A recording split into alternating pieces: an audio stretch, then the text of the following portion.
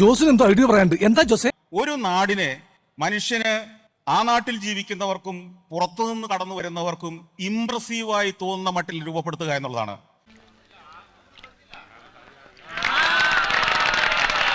അതിൽ ഏറ്റവും അടിസ്ഥാനപരമായ കാര്യം നമുക്കറിയാം, വൃത്തിയാണ്.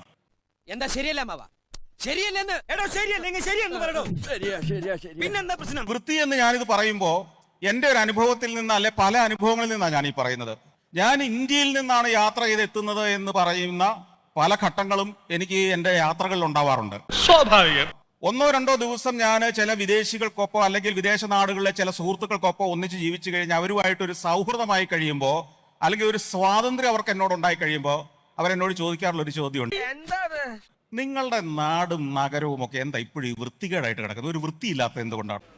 ഏത് തന്തയില്ലാത്തവനാണ് പറഞ്ഞത്? അവൻ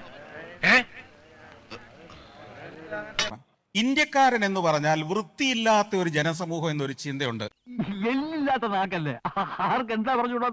ഇതങ്ങ് വെറുതെ വിട്ടാ പറ്റില്ല, നമ്മൾ പ്രതികരിക്കണത്. കേരളത്തിലേക്ക് അല്ലെങ്കിൽ ഇന്ത്യയിലേക്ക് വരുന്ന, കേരളം ഇന്ത്യയുടെ ആ ശരാശരി വൃത്തി വെച്ച് നോക്കുകയാണെങ്കിൽ വളരെ മുന്നിലാണെങ്കിലും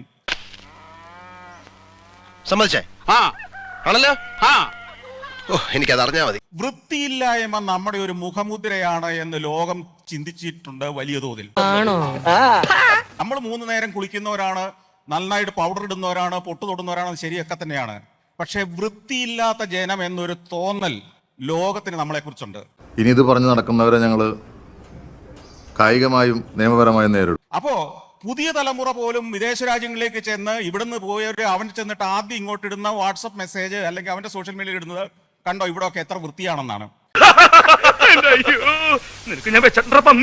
ദാറ്റ് മീൻസ് അടുത്ത തലമുറയെ നമ്മുടെ നാട്ടിൽ പിടിച്ചു നിർത്തണമെങ്കിൽ ലോക നിലവാരമുള്ള ഫെസിലിറ്റികളോടൊപ്പം ആ നിലവാരത്തിലുള്ള വൃത്തിയും സൗന്ദര്യവും ഉണ്ടാവണം.